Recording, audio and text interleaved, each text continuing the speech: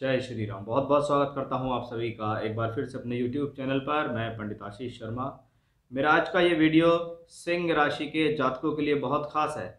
इस एक ही वीडियो में हम बात करेंगे कि आने वाले 3 महीने यानी अप्रैल, मई और जून, यानी ये 90 दिन आपके ज़िंदगी में कैसे रहने वाले हैं, आपके जीवन में क्या होने वाला है। आने वाले 90 दिनों में जीवन के सभी मुख्य पहलुओं को लेकर इस वीडियो में बात होने वाली है और विस्तार से चर्चा होगी। क्या सावधानी है, क्या चेतावनी है, क्या लाभ, क्या हानि, ये आपकी राशि के अकॉर्डिंग बताई जाएगी। ये वीडियो चंद्र राशि पर आधारित है, जिसको हम राशिफल कहते हैं या हम मंथली प्रेडिक्शन या मंथली हॉरोस्कोप इनको कहते हैं, कि हम एक ही वीडियो में 3 महीने की चर्चा करेंगे, जिससे आप अपनी आने वाले समय की योजनाओं के बारे में अपने जीवन में अपना हिसाब किताब रख सकें कि भाई आज मैं काम करने जा रहा हूँ, उसका आने वाले 3 महीने में क्या फल है। क्या आज मेरे द्वारा की गई मेहनत आने वाले 3 महीने में सफल होगी, मेरी तरक्की होगी, मेरा प्रमोशन होगा, या मेरा विवाह होगा, या संतान, शिक्षा, जीवन के सभी मुख्य पहलुओं में इस एक ही वीडियो में विस्तार से चर्चा होगी। इसलिए वीडियो को ध्यान से सुनिए, क्योंकि मैं इसमें डेट टू डेट बताऊंगा आपको कि किस दिन किस डेट से डेट आपके जीवन में बेहतर होगा, कब से समस्या आ सकती है, उसके लिए आपको क्या करना होगा।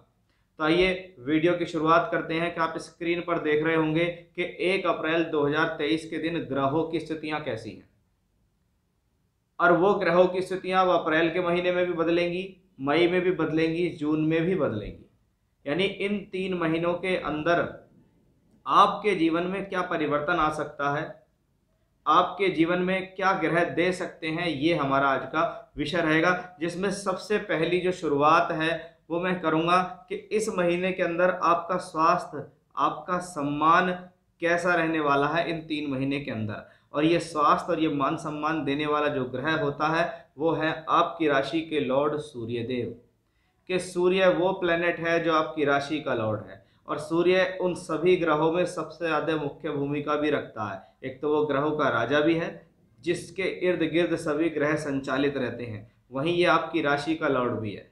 और ब्रह्मांड में इसको राजा कहा गया। जिस तरीके से जंगल का राजा शेर, इसी तरीके से ग्रहों का राजा सूर्यदेव। इसलिए जब जितना ज़्यादा ये मजबूत, उतना ज़्यादा आपके जीवन में मिलने की स्थितियाँ मजबूत। जितना ये कमज़ोर, उतना आपके लिए प्रॉब्लम। अब जैसे ही महीना शुरू होता है अप्रैल का, और अप्रैल के महीने में आप देख रहे होंगे कि राशि से 8वें घर के अंदर सूर्य गोचर कर रहे हैं। कब तक करेंगे? 14 अप्रैल तक। सूर्यदेव राशि से अष्टम में होकर मित्र बृहस्पति के साथ बैठे हैं। जो सूर्य राशि के मालिक हैं और बृहस्पति पंचमेश हैं, यानी एजुकेशनली ये अच्छा होता है, क्योंकि वो पंचम के मालिक के साथ है, आपको रिजल्ट दे रहे हैं। राशि से अष्टम में सूर्य आता है, थोड़ा बहुत खिंचावट आती है, लेकिन इसमें सम्मान को और स्वास्थ्य को लेकर कोई हानि नहीं दिखती। सूर्य को अष्टमेश होने का दोष नहीं लगता, इसलिए ऐसी स्थिति में सूर्य बली ही माना जाता है। अब आएगा सूर्य के जीवन में मेजर चेंज, यानी आपके जीवन में एक मेजर चेंज आएगा कि 14 अप्रैल को सूर्यदेव राशि परिवर्तन करेंगे, और 14 अप्रैल से 15 मई तक सूर्य उच्च के हो जाएंगे। और उच्च के सूर्य कहाँ होते हैं? आपकी राशि से नवम में।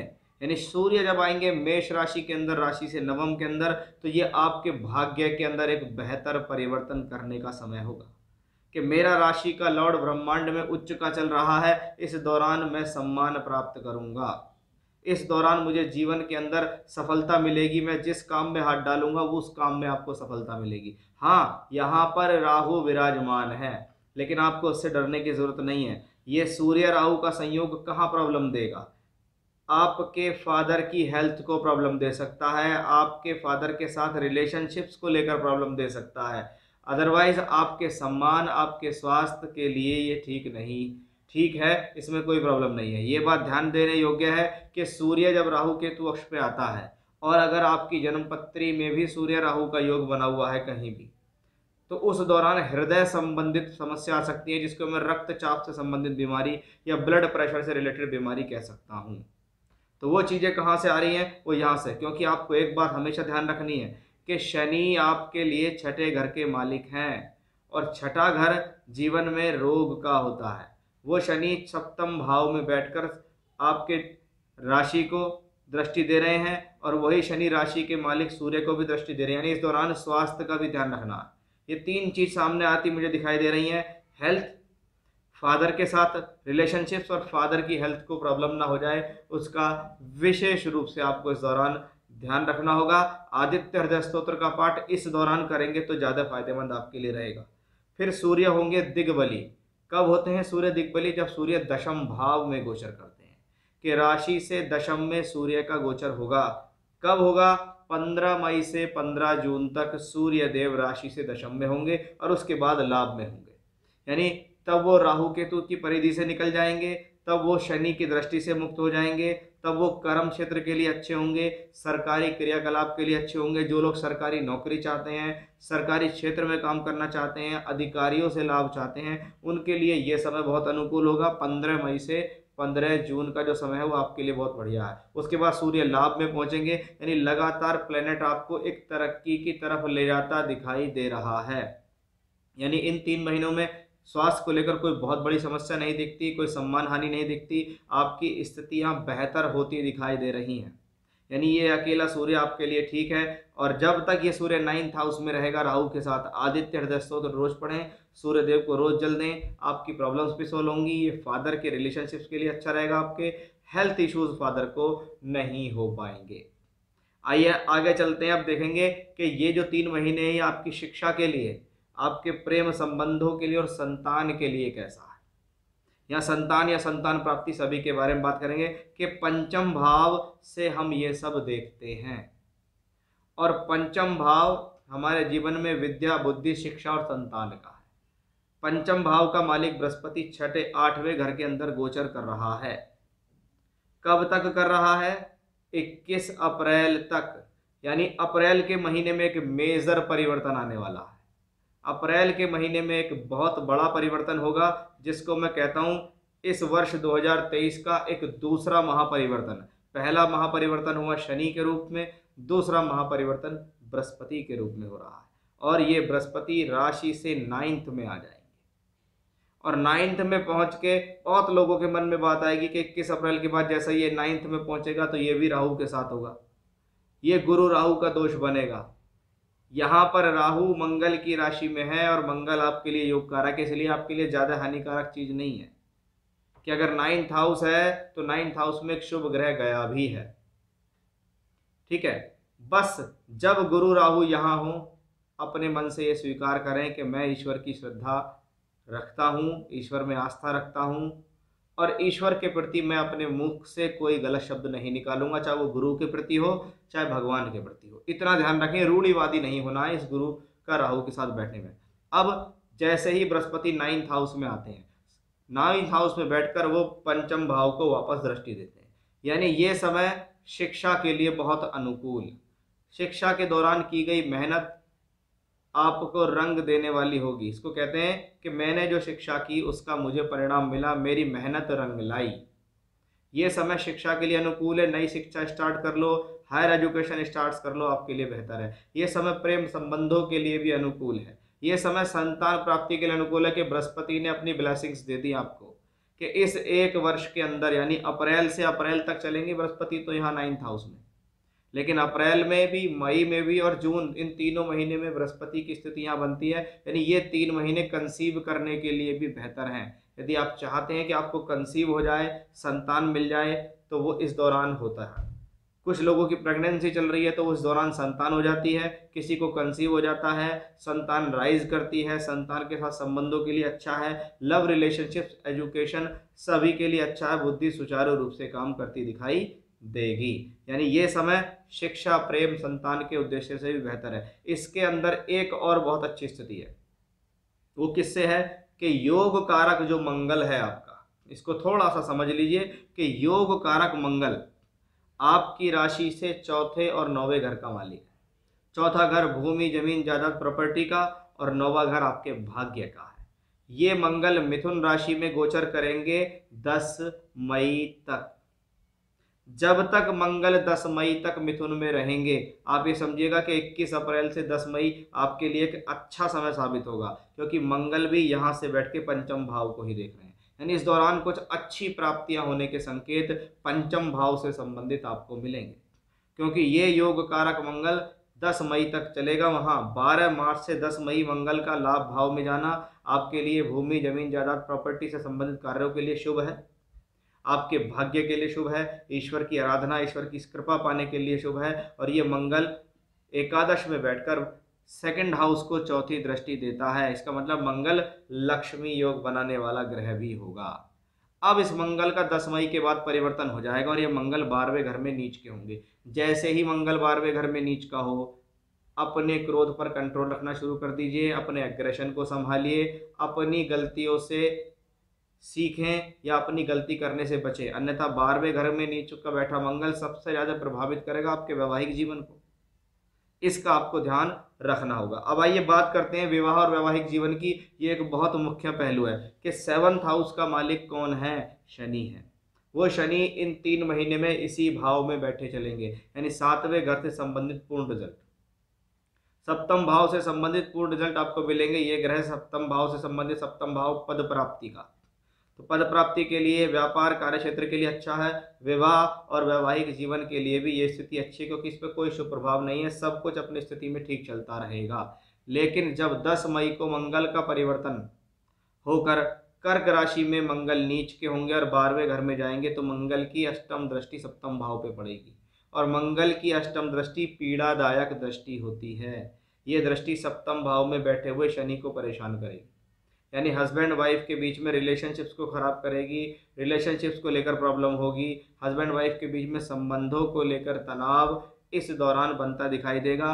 कहीं ना कहीं आपको अपने अहंकार, अपने क्रोध को संयमित रखने की जरूरत पड़ेगी। अन्यथा ये 3 महीने विवाह वैवाहिक जीवन के लिए शुभ हैं। मंगल से बचना होगा, यानी आपको अपने क्रोध और एग्रेशन को संभाल कर रखना होगा। अगर आप उसको संभाल गए तो आपके लिए सब बेहतर है, आप उसको नहीं संभाल पाए तो इस दौरान आपको प्रॉब्लम होगी। 10 मई के बाद सावधान रहने की ज़रूरत है। कभी कभी जब मंगल 12वें घर में ऐसे नीच का होकर ट्रांजिट करता है तो क्या होता है, रिश्ते की बात चल रही है, बात ऑलमोस्ट पूरी होने वाली है, लेकिन क्या हुआ, एकदम से बात खत्म हो गई और एकदम से रिश्ता टूट गया। वो हमें यहाँ से दिखाई देता है। आइए बात करते हैं कि ये समय नौकरी और व्यापार के लिए कैसा है। जहां मैंने 7म भाव की बात की है, तो 7म भाव जीवन में नौकरी और व्यापार का भी है, क्योंकि ये दशम से दशम का स्वामी है। इसलिए 7म भाव का मालिक को ठीक होना जरूरी है। वो स्थिति हमें अच्छी लगी। अब देखते हैं 10म भाव की क्या स्थिति है, कि 10वें घर से जहां हम कार्य क्षेत्र, कर्म, व्यापार और नौकरी को देखते हैं, 10वें भाव का मालिक कौन है? वो शुक्र है। शुक्र को हमने जब देखा कि अप्रैल का महीना शुरू होता है तो शुक्र मेष राशि में गोचर कर रहे हैं, कि कर्म का मालिक भाग्य स्थान में, यानी कहीं ना कहीं कर्म और भाग्य का रिलेशन बना हुआ है। अब शुक्र का परिवर्तन होगा 6 अप्रैल को। 6 अप्रैल से लेके 2 मई तक शुक्र दशम भाव में गोचर करेंगे, यानी दशम भाव कर्म स्थान, कर्म का मालिक कर्म भाव में, राशि से दशम भाव में मालव्य नामक योग बनाकर चलेगा। यानी ये समय कार्य क्षेत्र के लिए उन्नतिदायक है। इस दौरान कर्म मिलेगा, इस दौरान काम होगा, नया काम होना, नए काम की शुरुआत होना या नई नौकरी मिलना भी इसी दौरान संभव दिखाई दे रहा है। यानी ये शुक्र की स्थिति आपके लिए बेनिफिशियल है, क्योंकि दशम का मालिक दशम भाव में चलता है। अब 6 मई के बाद, 2 मई के बाद शुक्र का राशि परिवर्तन होगा। फिर वो शुक्र 2 मई से 30 मई चलेंगे मिथुन में, यानी पहले वो भाग्य स्थान में थे, फिर वो कर्म भाव में आए और फिर वो लाभ में चले गए। यानी शुक्र जो आपके कर्म फलम प्रदाता है, जो आपके लिए कर्म कराने वाला ग्रह है, वो लगातार अच्छे भावों में गोचर कर रहा है।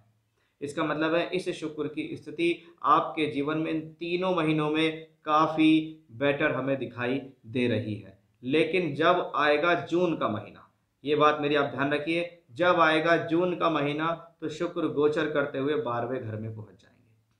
और 12वें घर में जब वो गोचर करते हुए पहुंचेंगे तो वहां पर नीच का मंगल भी मिलेगा। अब फिर से इंडिकेशन है कि भाई जून के महीने में ध्यान रखो वैवाहिक जीवन का, जून के महीने में ध्यान रखो अपने एग्रेशन का, जून के महीने में ध्यान रखो आपके मिसअंडरस्टैंडिंग ना हो जाए, वैवाहिक सुख में कमी ना आ जाए। वहीं दशम का मालिक 12वें घर में गोचर करेगा नीच मंगल के साथ। जल्दबाजी में आके कार्य क्षेत्र को लेकर कोई नुकसान ना कर लें, कोई गलत काम ना कर लें, उसका आपको ध्यान रखना होगा।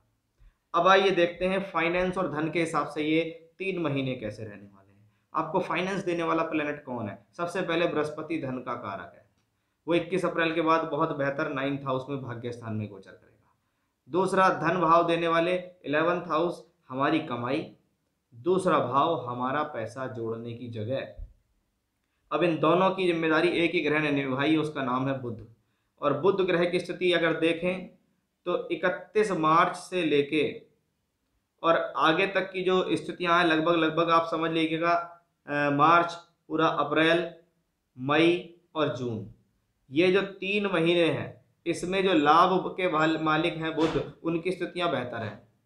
वो कैसे हैं कि पहले जो बुध हैं वो मेष राशि में होंगे भाग्य स्थान में, फिर वो बुध कर्म भाव में आएंगे, फिर वो बुध लाभ स्थान में आएंगे। यानी पैसे को लेकर और फाइनेंस को लेकर तो कोई बड़ी समस्या हमें यहाँ दिखाई नहीं दे रही है। यानी सभी ग्रहों की स्थितियां अपने आप में बेहतर हैं। जहां कमजोरी थी वो मैंने आपको समझा दिया।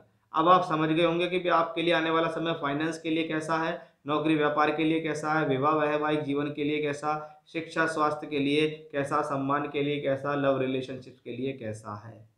सब चीज़ों को मैंने आपको समझा दिया। उन तारीखों पर ध्यान रखें, उस दौरान सक्रिय रहें, कब बचना है, कब सावधानी रखनी है, ये मैंने डिटेल्स में आपको समझा दिया। तो ये था मेरा आज का विषय कि सिंह राशि के जातकों के लिए आने वाले 3 महीने यानी 90 दिन, अप्रैल मई जून के महीने कैसे होंगे। फिर से इसी प्रकार की जानकारी लेकर आपके सामने हाजिर होऊंगा। तब तक के लिए बने रहिएगा मेरे साथ। जय श्री राम।